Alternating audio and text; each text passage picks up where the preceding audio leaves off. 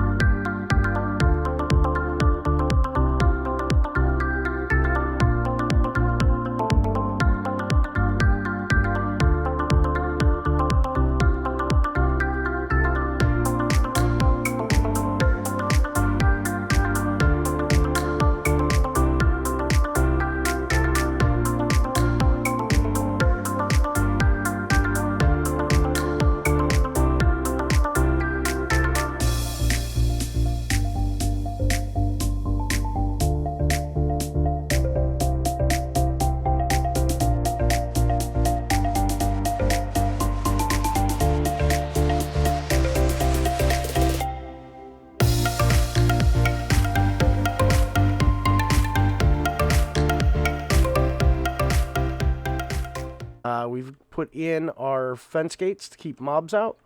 And inside, we have started getting our villagers in. Now, a couple of these are going to go to Emerald Heaven, just because I don't need them. I have a list now. I actually got a spreadsheet with the absolute best enchantments as far as books that they can sell, and I'm slowly ticking them off as I go.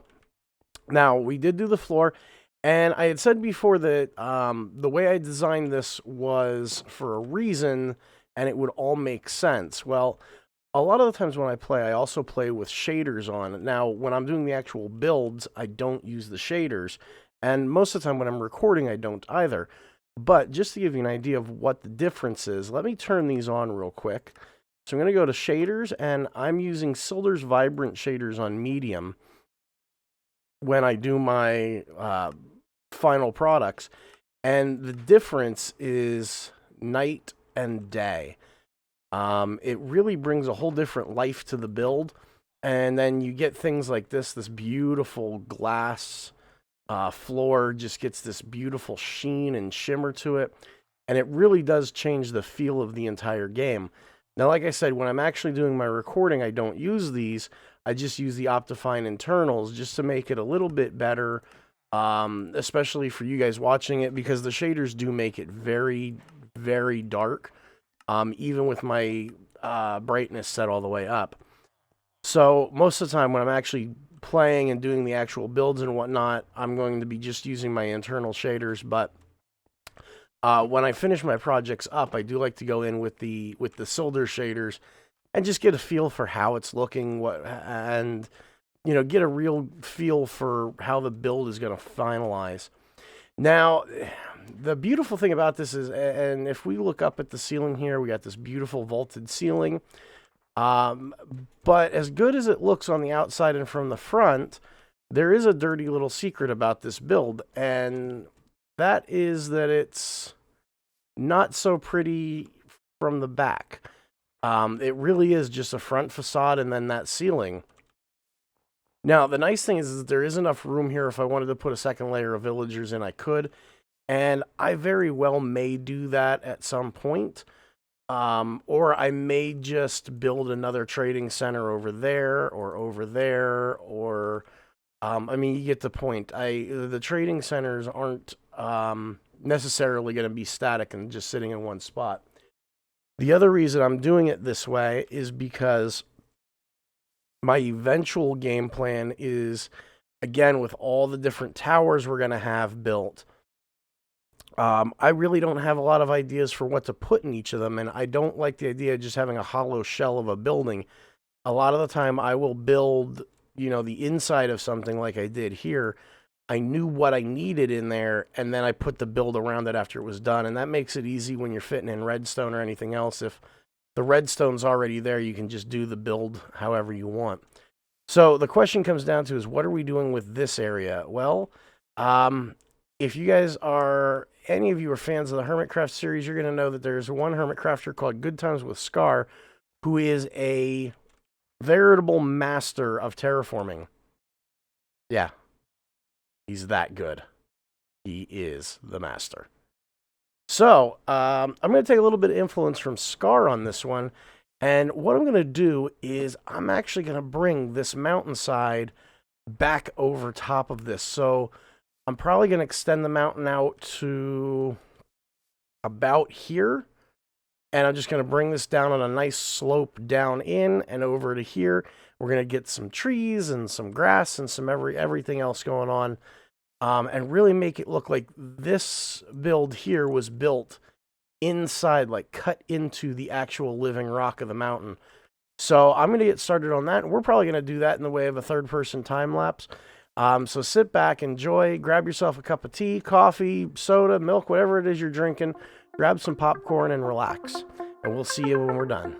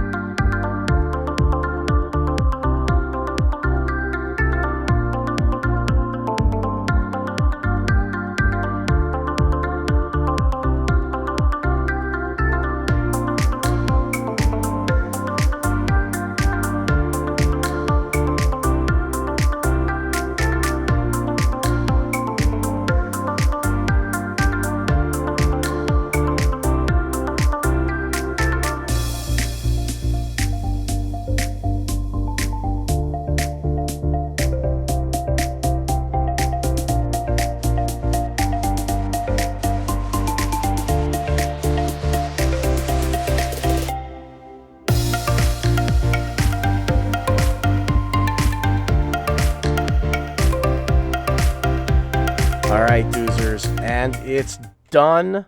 It's finished, and I think it's looking pretty good. So everything is finished up now. We have the top all done up. I went through with some bone meal and got it some of the bigger grass. And because of the size of the mountains here, we actually have snow growing in some of these, or falling on some of these areas, which is okay. I think it looks good. Put in some of these big spruce trees, and we brought that all the way up. Now, as you saw from the time lapse, we had a little bit of an issue with some of the phantoms, and it was absolutely driving me crazy.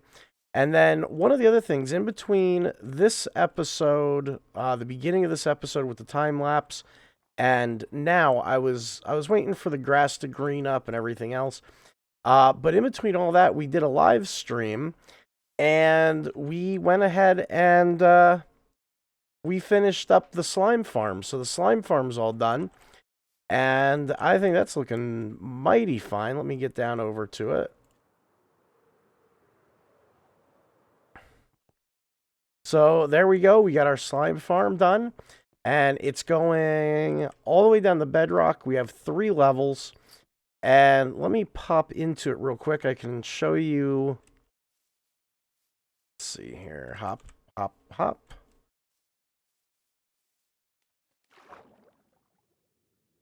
Now, I do have another way down there yet. I do have my staircase. This water tunnel right now, I'm using it for convenience. But eventually, I'm going to be putting in a system where the items can actually come out of this chest and get dispensed up into it. So, I mean, for only having it up for a few minutes here, it's actually turning out okay. And then, I already put them away. We've got a stack and a half of slime blocks already. So, it's doing pretty good. I've got no complaints. I did do it a little bit different. I only put the iron golems on one side of the farm, not on both. And just because the size of this farm, I didn't want the system getting overrun quickly. And I'm thinking right now that's going to be okay. So let's go ahead and back up top. Now, the other issue I've been having is people keep starting raids. So I think I've had Hero of the Village 4 times since I started this project. It's been pretty bad. Now, in the process of doing this, we've made some alliances. One of our old friends, Blabster, is back. He's over on the server now, and yeah, I've got a collection of pillager banners. So that's going to pretty much wrap it up for us. Now, just to end this on a high note, we've been showing this entire thing off with the shaders on. So let's go ahead and get those shaders back on and just take one more flight over top the build. And let's see, rockets. I'm going to need some more rockets again. Oh.